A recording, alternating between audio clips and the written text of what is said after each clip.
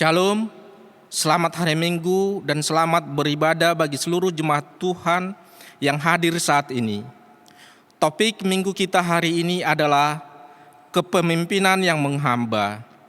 Kiranya ibadah ini meneguhkan kembali panggilan kita untuk menjadi hamba yang setia di hadapan Tuhan dan hamba yang rendah hati di hadapan sesama manusia.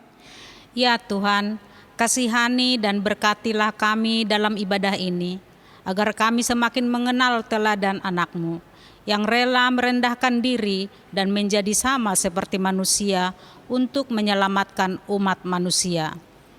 Tuhan Yesus berkata, "Barang siapa ingin menjadi besar di antara kamu, hendaklah ia menjadi pelayanmu. Dan barang siapa ingin menjadi terkemuka di antara kamu, hendaklah ia menjadi hambamu."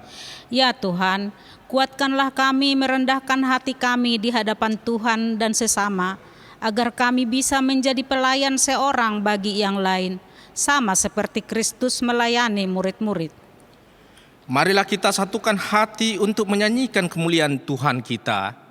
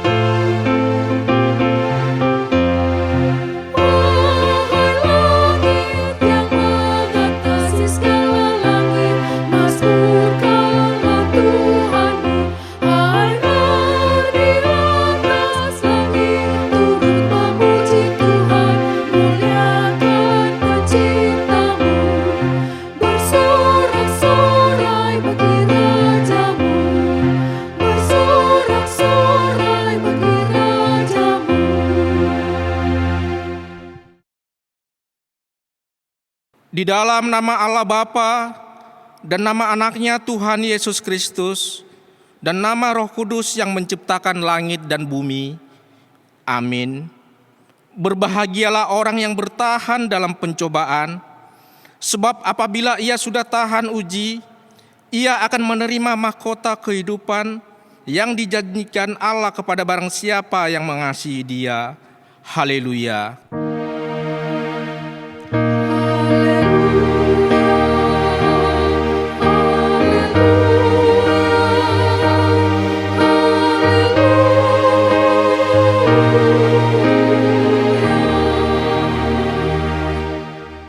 Marilah kita berdoa. Ya Allah Bapa, Tuhan kami di dalam Yesus Kristus, syukur kami kepadamu karena Tuhan berkenan hadir di tengah-tengah ibadah ini untuk memberkati kami umat-Mu.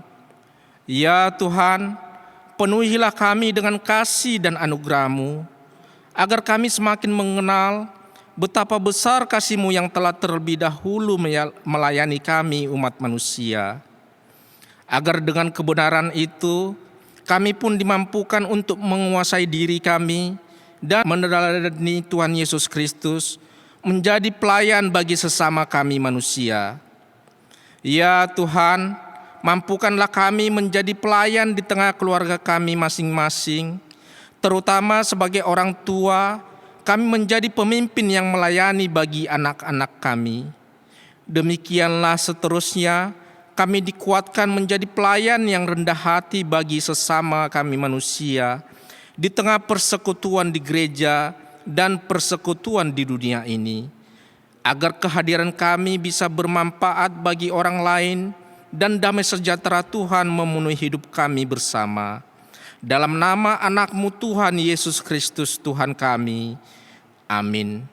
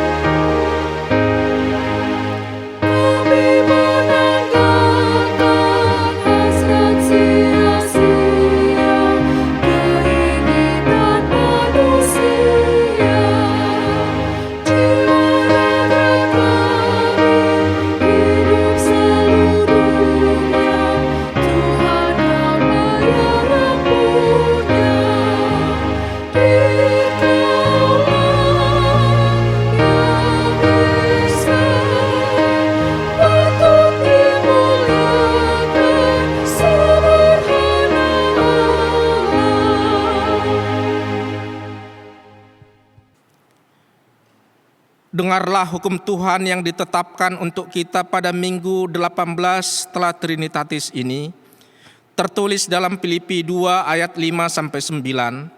Demikian hukum Tuhan.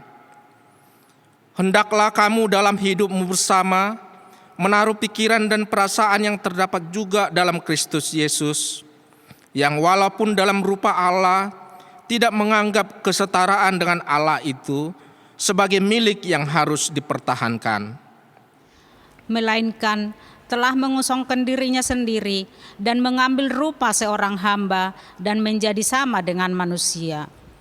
Dan dalam keadaan sebagai manusia, ia telah merendahkan dirinya dan taat sampai mati, bahkan sampai mati di kayu salib. Itulah sebabnya Allah sangat meninggikan dia dan mengaruniakan kepadanya nama di atas segala nama. Demikianlah hukum Tuhan. Marilah kita bersama-sama memohon kekuatan dari Tuhan untuk melakukan yang sesuai dengan hukum-Nya. Ya Tuhan Allah, kuatkanlah kami untuk melakukan yang sesuai dengan hukum-Mu. Amin.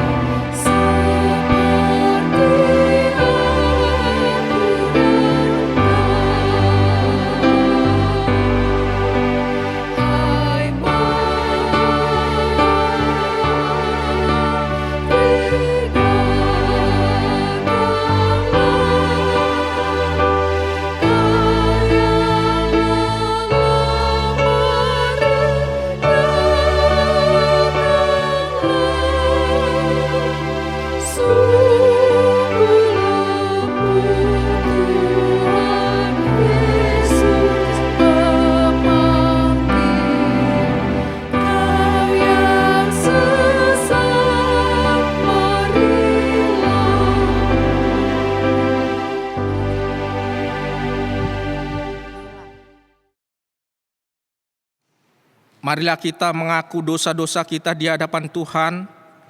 Marilah kita berdoa. Bapa yang mengasihi hidup kami, kini kami berdiri di hadapan Tuhan untuk mengaku segala dosa-dosa kami di hadapan-Mu.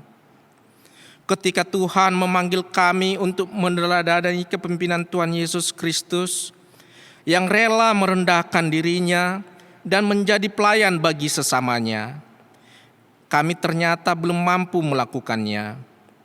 Kami bahkan belum mampu melakukan tahap yang pertama, yaitu menjadi pemimpin yang baik bagi diri kami sendiri sebelum kami memimpin orang lain.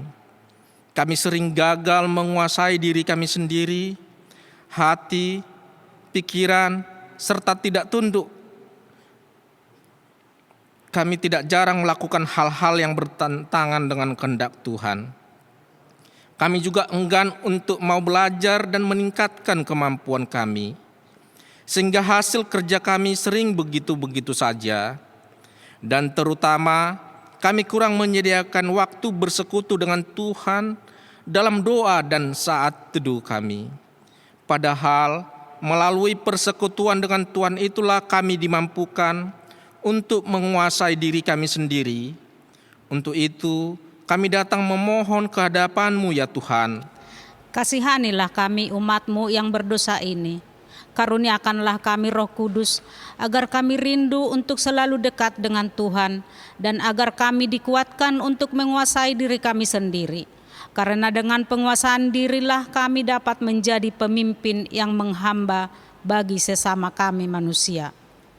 Ya Bapa, kami juga mengaku bahwa kami masih sangat berorientasi pada kepentingan diri kami sendiri. Padahal seorang pemimpin yang baik adalah pemimpin yang berorientasi pada orang lain dan pada tugas yang diterimanya. Akibatnya, kami enggan merendahkan diri kami untuk banyak mendengarkan orang lain.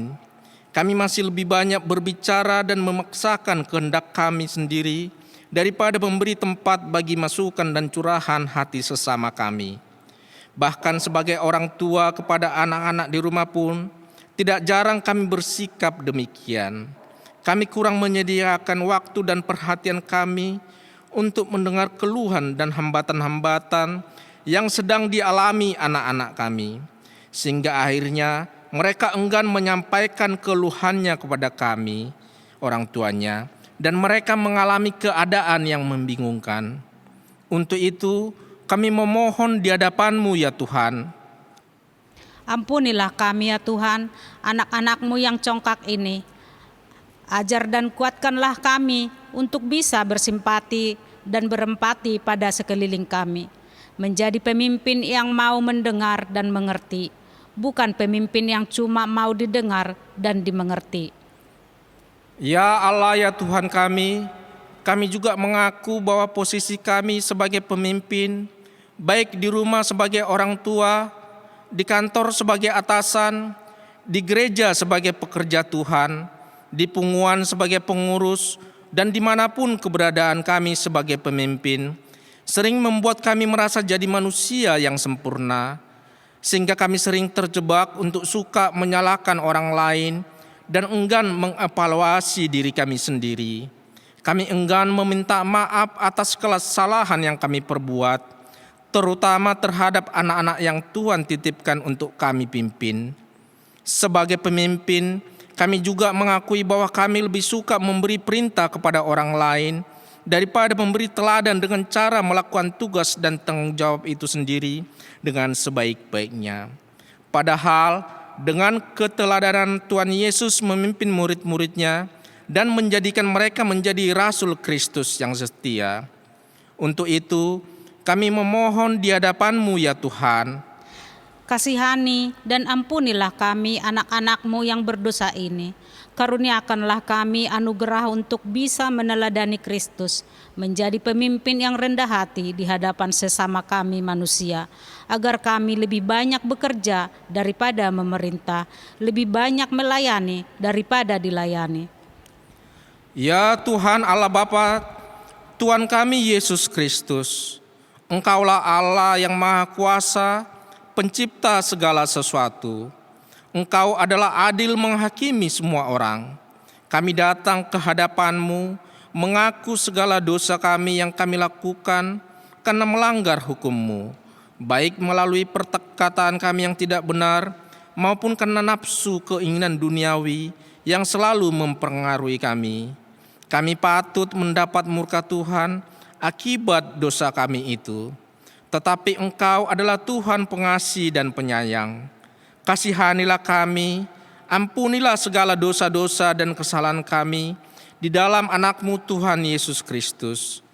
Karuniakanlah kami Roh Kudus, agar kami setia mengikuti Engkau di dalam kebenaran dan kekudusan dan memperoleh hidup yang kekal yang Tuhan janjikan bagi setiap orang percaya kepada Anak-Mu Yesus Kristus dan Juru Selamat kami. Amin.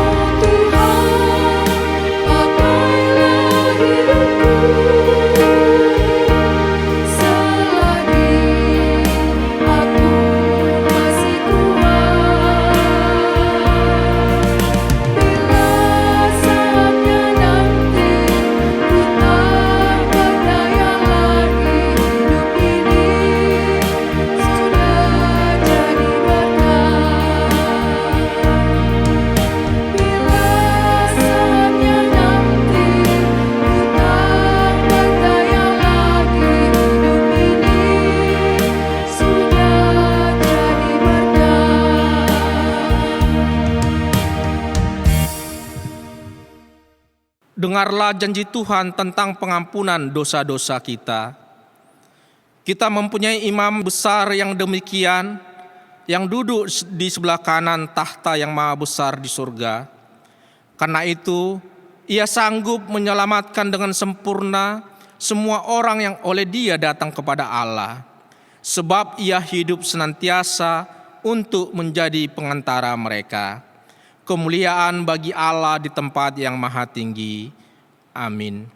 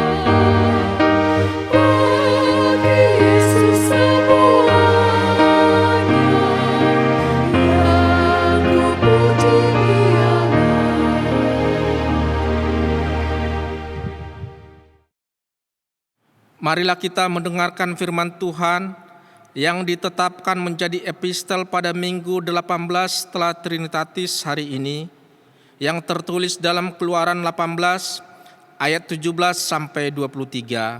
Demikian firman Tuhan. Tetapi mertua Musa menjawabnya, "Tidak baik seperti yang kau lakukan itu. Engkau akan menjadi sangat lelah, baik engkau, baik bangsa yang beserta engkau ini, sebab pekerjaan ini terlalu berat bagimu. Takkan sanggup engkau melakukannya seorang diri saja. Jadi sekarang dengarkanlah perkataanku. Aku akan memberi nasihat kepadamu dan Allah akan menyertai engkau. Adapun engkau, wakililah bangsa itu di hadapan Allah dan kau hadapkanlah perkara-perkara mereka kepada Allah. Kemudian haruslah engkau mengajarkan kepada mereka ketetapan-ketetapan dan keputusan-keputusan, dan memberitahukan kepada mereka jalan yang harus dijalani dan pekerjaan yang harus dilakukan. Di samping itu, kau carilah dari seluruh bangsa itu orang-orang yang cakap dan takut akan Allah, orang-orang yang dapat dipercaya dan yang benci kepada pengejaran suap. Tempatkanlah mereka di antara bangsa itu menjadi pemimpin 1.000 orang, pemimpin 100 orang, pemimpin 50 orang, dan pemimpin 10 orang. Dan sewaktu-waktu mereka harus mengadili di antara bangsa, maka segala perkara yang besar haruslah dihadapkan mereka kepadamu. Tetapi segala perkara yang kecil diadili mereka sendiri. Dengan demikian mereka meringankan pekerjaanmu, dan mereka bersama-sama dengan engkau turut menanggungnya. Jika engkau berbuat demikian dan Allah memerintahkan hal itu kepadamu, maka engkau akan sanggup menahannya, dan seluruh bangsa ini akan pulang dengan puas senang ke tempatnya. Demikian firman Tuhan.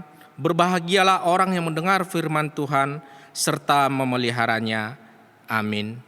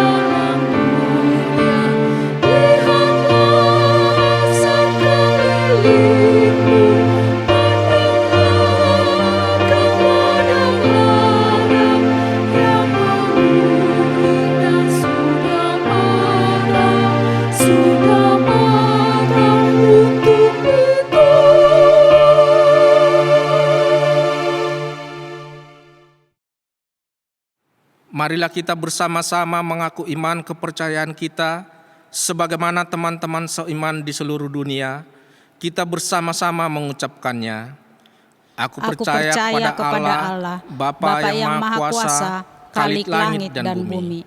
Aku percaya kepada Yesus Kristus, Anaknya yang tunggal Tuhan kita, yang dikandung daripada Roh Kudus, lahir dari anak dari Maria, yang menderita sengsara di bawah pemerintahan Pontius Pilatus, disalibkan, mati dan dikuburkan, yang turun ke dalam kerajaan maut, pada hari yang ketiga bangkit pula dari antara orang mati, naik ke surga, duduk di sebelah kanan Allah, Bapa yang Maha Kuasa. Dari sana akan datang kelak untuk menghakimi orang yang hidup dan yang mati. Aku percaya kepada Roh Kudus dan adanya satu gereja yang kudus, persekutuan orang kudus, pengampunan dosa, kebangkitan daging, dan hidup yang kekal.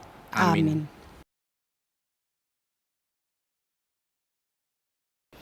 Warta di HKBP Jatimurni, Minggu ke-18 setelah Trinitatis, tanggal 4 Oktober 2020. 1. Nama minggu. Minggu ini adalah Minggu ke-18 setelah Trinitatis. Trinitatis artinya ketritunggalan Allah. Topik minggu ini adalah kepemimpinan yang menghamba. 2. Pemberita firman. Pemberita firman pada ibadah minggu kita hari ini, Inang Pendeta S. Boru Sinaga MTH D. Min, Pendeta HKBP Resort Jati Asi. Kiranya Tuhan memberkati pelayanan Inang Pendeta S. Boru Sinaga menjadi kemuliaan bagi nama Tuhan. Amin. 3. Persembahan ke depan untuk pengadaan lahan parkir.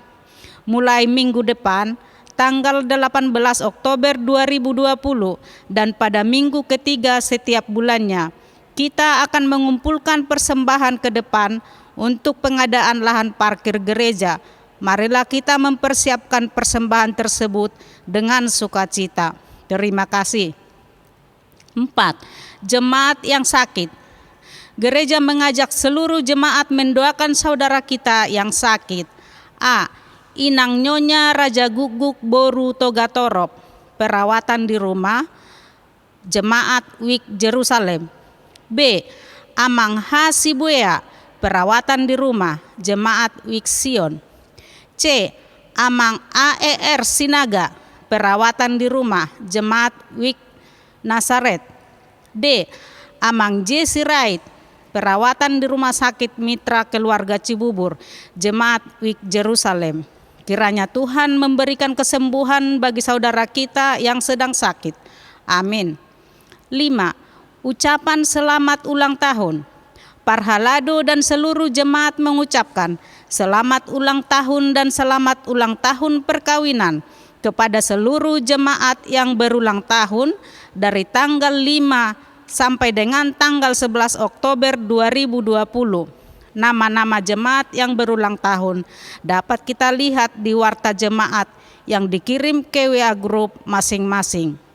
Demikianlah warta jemaat di gereja kita. Kiranya Tuhan memberkati persembahan dan pelayanan di gereja kita. Amin.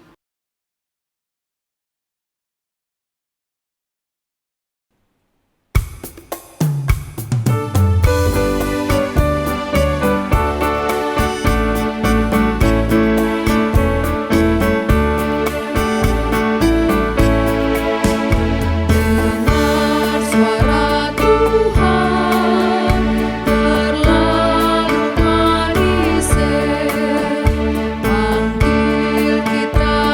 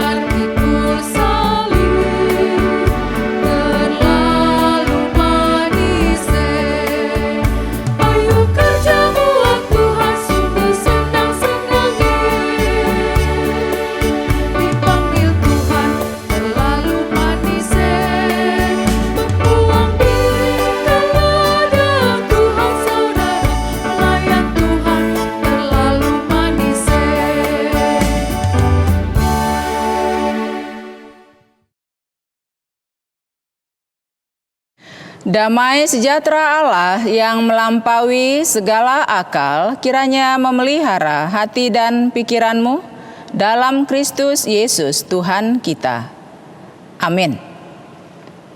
Saudara-saudari jemaat yang dikasihi Yesus Kristus, salam sehat bagi kita sekalian, salam sejahtera di dalam nama Tuhan kita Yesus Kristus. Dalam ibadah kita pada hari ini teks khotbah tertulis dalam kitab Markus pasal yang ke-10 ayat 35 sampai ayat yang ke-45.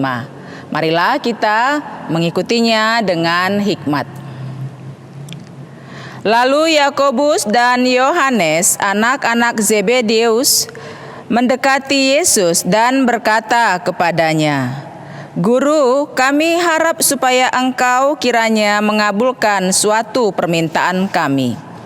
Jawabnya kepada mereka, "Apa yang kamu kehendaki aku perbuat bagimu?" Lalu kata mereka, "Perkenankanlah kami duduk dalam kemuliaan-Mu kelak, yang seorang lagi di sebelah kananmu dan yang seorang di sebelah kirimu." Tetapi kata Yesus kepada mereka, "Kamu tidak tahu apa yang kamu minta. Dapatkah kamu meminum cawan yang harus kuminum dan dibaptis dengan baptisan yang harus kuterima?" Jawab mereka, "Kami dapat." Yesus berkata kepada mereka, "Memang kamu akan meminum cawan yang harus kuminum dan akan dibaptis dengan baptisan yang harus kuterima. Tetapi hal duduk di sebelah kananku atau di sebelah kiriku, aku tidak berhak memberikannya. Itu akan diberikan kepada orang-orang bagi siapa itu telah disediakan." Mendengar itu, ke-10 murid yang lain menjadi marah kepada Yakobus dan Yohanes. Tetapi Yesus memanggil mereka lalu berkata, "Kamu tahu bahwa mereka yang disebut pemerintah bangsa-bangsa memerintah rakyatnya dengan tangan besi, dan pembesar-pembesarnya menjalankan kuasanya dengan keras atas mereka. Tidaklah demikian di antara kamu. Barang siapa ingin menjadi besar di antara kamu, hendaklah ia menjadi pelayanmu. Dan barang siapa ingin menjadi yang termuka di antaramu, hendaklah ia menjadi hamba untuk semuanya. Karena Anak Manusia juga datang bukan untuk dilayani, melainkan untuk melayani dan untuk memberikan nyawanya menjadi tebusan bagi banyak orang." Demikian firman Tuhan. Jemaat yang dikasihi Yesus Kristus, topik dalam minggu ini adalah kepemimpinan yang menghamba atau pemimpin yang taat. Jemaat yang dikasihi Yesus Kristus, adalah wajar bila seseorang menginginkan sesuatu dalam hidupnya dan bukan sesuatu yang salah untuk menyampaikan keinginan kita kepada orang yang menurut kita bisa mengabulkan apa yang kita harapkan. Sama halnya dengan Yakobus dan Yohanes, anak-anak Zebedeus. Mereka meminta kedudukan kepada Yesus adalah sesuatu yang wajar dari segi kedagingan. Sebab mereka punya hubungan kekerabatan dengan Yesus. Dan dalam pengertian mereka, Yesus pasti sanggup memberikan apa yang mereka minta.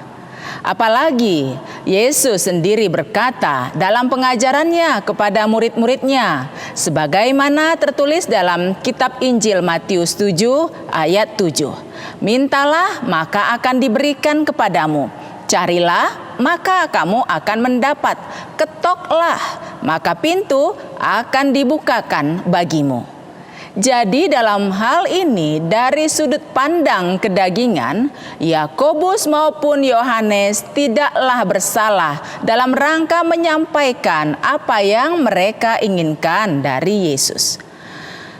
Apa yang mereka minta juga adalah sesuatu yang wajar, yaitu ingin menjadi pemimpin, ingin menjadi lebih besar. Itu sangat manusiawi. Mana ada orang bercita-cita lebih rendah dari orang lain. Maka kalaupun 10 murid lainnya menjadi marah kepada Yakobus dan Yohanes, besar kemungkinan justru mereka kesal telah didahului oleh kedua murid tersebut. Sebab dalam hati mereka pun menginginkan hal yang sama seperti yang diinginkan Yakobus dan Yohanes. Umumnya naluri manusia ingin lebih unggul dari yang lainnya. Ia ingin menjadi pemimpin. Semua itu sah-sah saja. Sesungguhnya Yesus tidak marah atas permintaan itu. Namun, yang menjadi persoalan adalah muatan permintaan mereka menunjukkan bahwa mereka tidak paham tentang kerajaan apa yang Yesus maksudkan. Sesungguhnya kerajaan Yesus tidak sama dengan kerajaan yang dipahami manusia. Untuk menjadi pemimpin dalam kerajaan Yesus, prosesnya tidak sama dengan proses dunia ini. Indikator dunia ini tentang pemimpin adalah adanya kedudukan, adanya wewenang, adanya harta benda, dan lain-lain. Sementara pimpinan bagi kerajaan Yesus adalah hal ini di dalam kerajaan Allah melakukan firman Tuhan dan melakukan sikap sebagaimana yang Yesus tunjukkan selama di bumi. Itulah yang tidak dipahami oleh Yakobus dan Yohanes.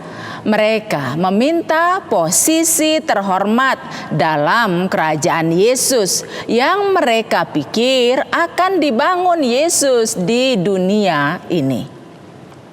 Mereka mengira kedudukan yang akan mereka peroleh adalah ibarat posisi sebagai orang kepercayaan atau tangan kanan seorang raja yang kelihatan gagah dan terhormat. Sempitnya pemahaman mereka sangat dimaklumi Yesus. Itu sebabnya Yesus menuntun mereka dengan berkata bahwa kamu tidak tahu apa yang kamu minta. Dapatkah kamu meminum cawan yang harus kuminum dan dibaptis dengan baptisan yang harus kuterima? Maksud Yesus tentang baptisan adalah bersedia menjadi utusan Allah, menyampaikan firman-Nya kepada orang yang menolak dan membencinya. Sementara cawan berarti penderitaan Yesus selama di bumi, mengalami penolakan, mengalami fitnah, dihianati, ditinggalkan, bahkan berujung pada kematiannya di kayu salib.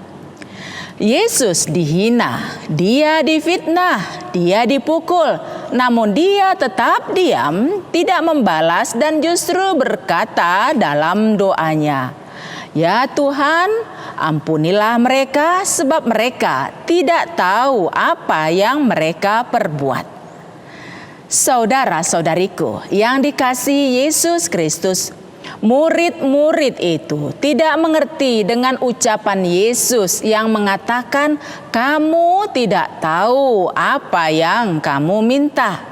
Dapatkah kamu meminum cawan yang harus kuminum dan dibaptis dengan baptisan yang harus kuterima?" Sehingga dengan mudahnya mereka mengatakan, "Kami dapat." Saudara-saudariku sekalian, tanpa kita sadari, terkadang kita memberi jawaban yang futuris. Jawaban yang justru memberi tanda tentang kejadian yang akan kita alami pada waktu yang akan datang. Apa yang kita ucapkan, terkadang tidak kita sadari bahwa hal itu akan terjadi pada waktu yang akan datang. Yakobus dan Yohanes menjawab bahwa mereka bisa menerima cawan yang diminum Yesus dan dibaptis dengan baptisan Yesus.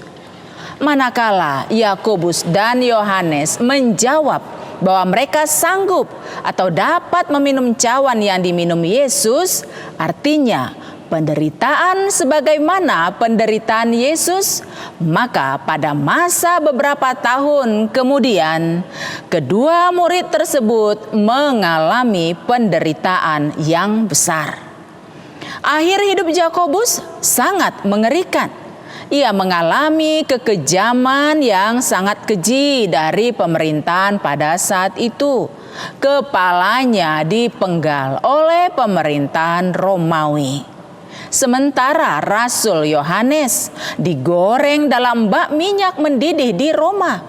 Tetapi karena Tuhan masih ingin memakai Yohanes lebih lanjut, maka keajaiban terjadi sehingga walaupun ia telah digoreng hidup-hidup, ia tidak mati. Yohanes tetap hidup. Tetapi akhirnya ia dibuang dan diasingkan ke Pulau Patmos untuk kerja paksa di tambang batu bara. Pada saat ia berada di sana, ia mendapatkan wahyu sehingga ia bisa menulis kitab Wahyu. Kemudian ia dibebaskan dan akhirnya kembali menjadi uskup di Edessa, daerah Turki. Ia adalah satu-satunya rasul yang bisa mencapai lanjut usia dan meninggal dengan normal. Namun kehidupannya syarat dengan penderitaan. Jemaat sekalian, dalam tradisi Yahudi dikatakan bahwa sesungguhnya kita semua masing-masing adalah pemimpin. Dikatakan ada 4 jenis pemimpin. Yang pertama pemimpin sekular, yaitu dalam hal ini mulai dari raja, presiden hingga tingkat RT atau pemimpin-pemimpin satu-satu kelompok. Yang kedua, pemimpin rohaniwan. Yang ketiga, pemimpin rumah tangga, yakni orang tua. Yang keempat, pemimpin diri sendiri, yakni pribadi manusia itu sendiri yang harus bisa memimpin dan mengendalikan dirinya. Dalam menyikapi keempat jenis pemimpin yang dimaksudkan tadi, manusia bisa saja berjuang untuk menjadi pemimpin sebagaimana yang diinginkan dunia ini. Namun dalam semuanya itu Yesus berkata bahwa siapa yang mau jadi pemimpin, dia harus hidup memposisikan dirinya sebagai hamba. Sikap hamba adalah rendah hati, tekun, dan taat kepada pemimpinnya. Itulah bentuk kerajaan Allah yang diperkenalkan kepada murid-murid Yesus dan kepada kita saat ini. Kerajaan Allah yang diperkenalkan Yesus kepada manusia ada 2. Yang pertama, kerajaan Allah di hati kita. Hati yang dipenuhi kuasa Allah akan memampukan kita melakukan hal-hal yang tidak sanggup dilakukan dunia ini, yakni setia dan taat kepada Allah dalam situasi apapun. Itu sebabnya dikatakan, damai di hati, damai di bumi. Bila hati kita penuh dengan amarah, bila hati kita jauh dari kedamaian, maka kita tidak akan bisa merasakan damai. Namun apabila hati kita penuh dengan damai, maka seberat apapun masalah yang kita hadapi, kita yakini ada Tuhan yang memberi kekuatan dan solusi. Yang kedua adalah kerajaan Allah dalam surga yang kekal, di mana semua orang-orang yang taat kepadanya dikumpulkan sebagai kumpulan orang-orang pemenang. Artinya kekuatan atau apapun yang menurut kita sebagai kelebihan atau kita miliki, kita sadari semua itu adalah dari Tuhan dan digunakan seturut dengan kepentingan Tuhan. Karena anak manusia juga datang bukan untuk dilayani. Marilah jemaat sekalian kita mengingat pesan moral dari khotbah hari ini. Kita semua adalah doulos tu theou. Kita adalah hamba Tuhan yang mengikuti tuntunan suara Tuhan. Maka dalam segi status, kita bisa saja sebagai apapun. Sebagai bapak, sebagai ibu, sebagai anak, sebagai ketua kelompok, pemimpin atau karyawan biasa dan lain sebagainya. Jabatan itu tidak ada salahnya. Tidak salah juga untuk diraih dengan perjuangan yang sungguh-sungguh. Namun substansinya adalah apapun jabatan itu, kita tetap ingat bahwa kita semua adalah hamba Tuhan yang harus taat dengan perintahnya dan meniru teladannya. Entah pada saat sulit maupun pada saat senang. Bila kita menyadari siapa diri kita, bila kita taat dan setia, percayalah Tuhan Yesus pasti menguatkan, memampukan, dan memberkati kita. Amin, marilah kita berdoa. Terima kasih Tuhan dalam segala kegiatan dan kepercayaan yang Kau berikan dalam pekerjaan kami. Engkau kembali mengingatkan kami agar hati kami dipenuhi dengan damai yang daripadamu, supaya hati kami boleh kami letakkan sebagai hamba-Mu yang taat dan setia. Apapun kelebihan yang Kau berikan kepada kami, apapun kesempatan yang Kau berikan kepada kami, tetaplah ingatkan kami bahwa kami ini adalah hamba-Mu, agar kalaupun ada suka dan duka Kau izinkan dalam hidup kami tetap setia dan taat kepadamu, karena hanya di dalam Engkau solusi akan Kau berikan yang terbaik dalam hidup kami. Kami telah mendengarkan firman-Mu, mampukan kami untuk mengerti, terlebih melakukannya dalam kehidupan kami masing-masing. Dalam Yesus kami berdoa. Amin. Jemaat sekalian, marilah kita bernyanyi sambil mengumpulkan persembahan.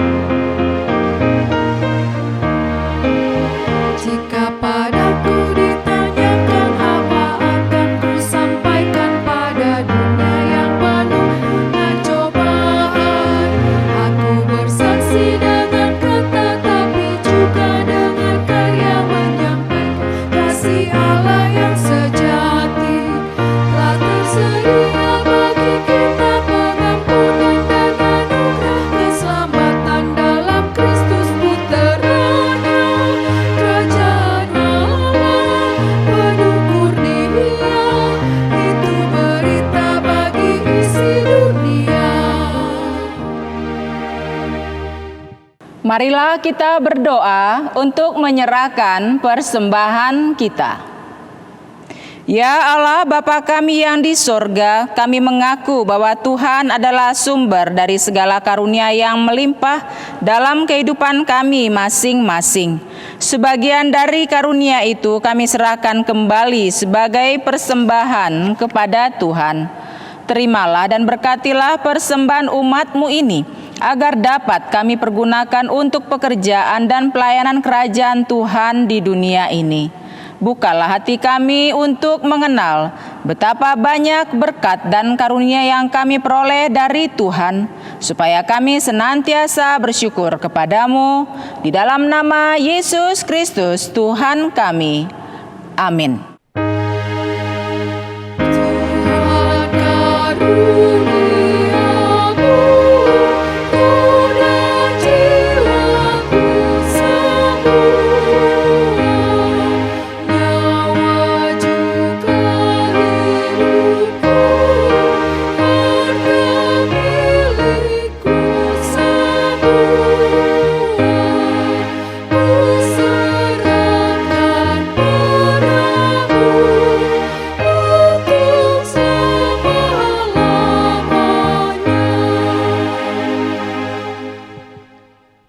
Bapa kami yang di sorga, dikuduskanlah namamu, datanglah kerajaanmu, jadilah kehendak-Mu di bumi seperti di sorga.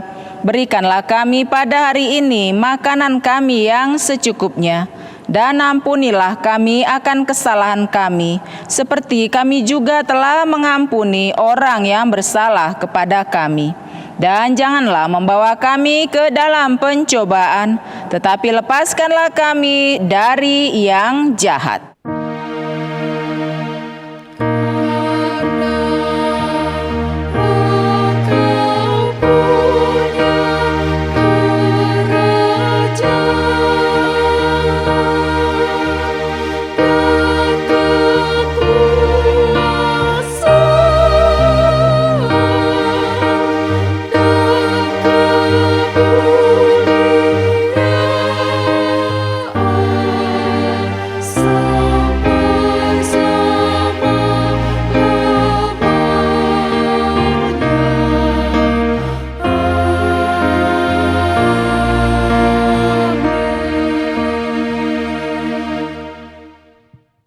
Terimalah berkat dari Tuhan kita.